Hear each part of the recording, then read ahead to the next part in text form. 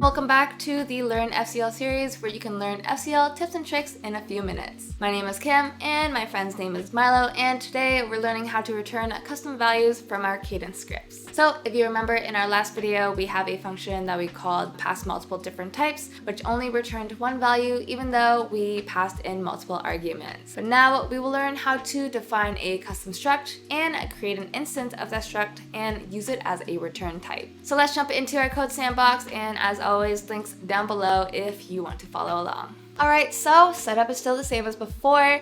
We're still importing our FCL, grabbing the methods that we need, and configuring our FCL to talk this time to the mainnet. How exciting!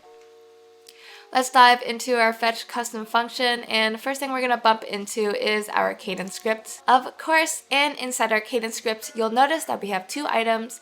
We have our struct that's called custom, and we have our function main that returns custom as a return type. So that's super cool. That being said, let's dive into the struct itself. So structs are composite types, and what that means is composite types are a composition of multiple values.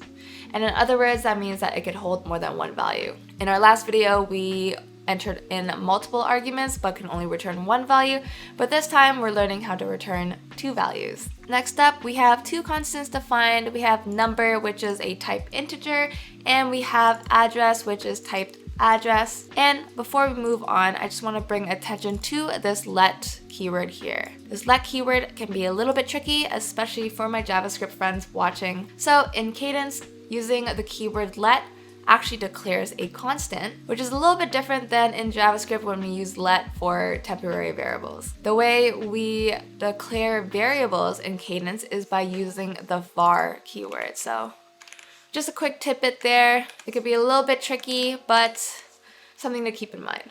Next up, we have our init function, and in our init function basically initializes these values when we create a new instance of our custom struct. And you can see that right here once we go into our function called main that returns this struct. Our return is custom 57 0x, actually let's do 42 0x 1 through 37. So that means once we instantiate custom, we have 42 defined in the number and address defined as 0x1 through 37. And that's it. That means it's ready to be sent off. And the way we do that is we send out, we use query, we pass in our Cadence script. We have no arguments, and therefore we don't need to add our arguments over here. After that, we will unpack the number and the address data from our custom. And lastly, we will display it so we're sure that we're on track and we're not making any mistakes. That's it. For launch off, drum roll please. And let's do a quick refresh. There we go. Number field is equal to 42, which is true. We did set it to 42. And our address field is equal to 0x000137. And now we could return multiple values from our scripts. Thanks so much for watching, and I hope that was super helpful to you. And I'll see you in our next video where we learn how to resolve .find addresses to their flow addresses and vice versa. Happy building, have yourself a good one, and I'll see you then. Bye!